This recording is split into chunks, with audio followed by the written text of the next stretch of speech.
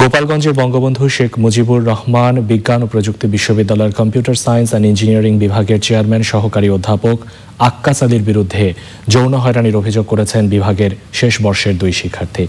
ওই শিক্ষক অভিযোগ অস্বীকার করেছেন। ঘটনা তদন্তে বিশ্ববিদ্যালয় কর্তৃপক্ষ 4 সদস্যের একটি তদন্ত কমিটি গঠন করে 5 দিনের মধ্যে রিপোর্ট দিতে বলেছে। আসাদুজ্জামান বাবুলের তথ্য ভিডিওচিত্রে রাজীব আহমেদের রিপোর্ট।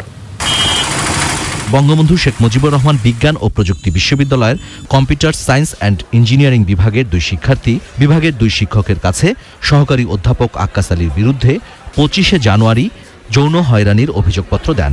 একজন শিক্ষার্থীর আশ্রয়স্থল প্রথম তো টিচারই হয়, বাবা মা তারপর টিচার।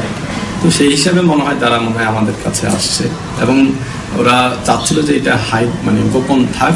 সিইসি ডিপার্টমেন্টে ওই 2 ছাত্রী আমাদের শিক্ষকদের কাছে এসে সেই ঘটনা বলে আমাদেরকে। আমরা তখন তাদের কাছে শুনি ঘটনা, তারপর তারা আমাদের কাছে লিখিত দেয়, আমাদের প্রশাসনের প্রক্টর স্যারকে জমা দেয়। অভিযোগ অস্বীকার করেছেন আক্কাস আলী। এটা সম্পূর্ণ একটা মিথ্যা এবং বানোয়াট আমার উপরে অভিযোগ আনা হয়েছে। এর মূল কারণ হচ্ছে আমাদের বিভাগের সিইসি বিভাগের সভাপতির এই পদটা নিয়ে একটা অন্তদ্বন্দ্ব। এই দ্বন্দ্বের কারণেই আমার উপরে অভিযোগ আনা হয়েছে, যাতে আমাকে এই পদ থেকে তারা এই অভিযোগের মাধ্যমে সরাই দিতে পারে। বিষয়টি তদন্ত করছে বিশ্ববিদ্যালয় কর্তৃপক্ষ।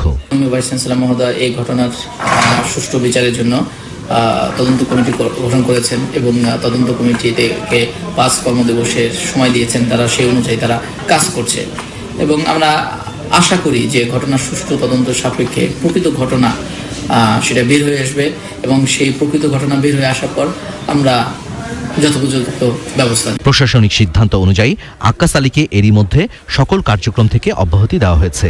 ঘটনার সুষ্ঠু তদন্তের দাবি জানিয়েছেন সাধারণ শিক্ষার্থীরা। Rajib Ahmed, channel I.